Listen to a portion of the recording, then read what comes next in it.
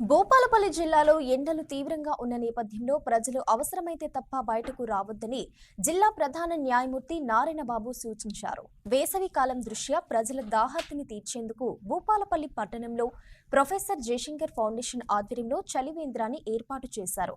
కాగా ఈ కార్యక్రమానికి జిల్లా ప్రధాన న్యాయమూర్తి Narayanababu, senior civil judge Jayaram Reddy, junior civil judge Ramachandrarao, additional junior judge Akhila హాజరై రిబ్బన్ కట్ చేసి ప్రారంభించారు. వీరితో పాటు బార్ అసోసియేషన్ జనరల్ సెక్రటరీ అలాగే న్యాయవాదులు పాల్గొన్నారు. ఈ సందర్భంగా జిల్లా జడ్జి మీడియాతో మాట్లాడారు. ప్రొఫెసర్ జయశంకర్ భూపాలపల్లి ఫౌండేషన్ వారికి అభినందించిన విషయం ఏంటంటే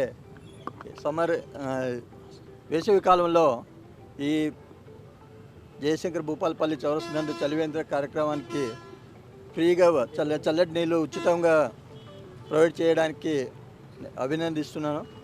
ఏంటంటే గ్రామాల నుంచి అనేక మంది ప్రజలంతా జిల్లా అనేక పనుల మీద జిల్లా కేంద్రానికి రావడం జరుగుతుంది. వారికి మంచినీళ్ళు తీసుకునే అవకాశం కూడా ఉండదు. ఎందుకంటే తీసుకున్నా కానీ మరి మంచినీళ్ళు దొరుకుతుందా లేదా, మరి చల్లటి నీళ్ళు ఉందా లేకపోతే మంచినీళ్ళ లేదా అని తెలియదు. లేకుంటే దాదాపు 20-30 రూపాయలు పెట్టి 1 లీటర్ మంచినీళ్ళు కొనాల్సి వస్తుంది.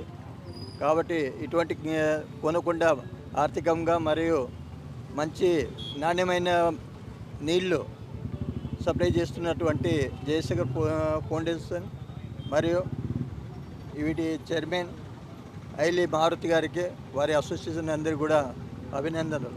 మా జయశంకర్ ఫౌండేషన్ తరపున అనేక సేవా కార్యక్రమాలు చేపట్టడం జరుగుతుంది జిల్లాలో.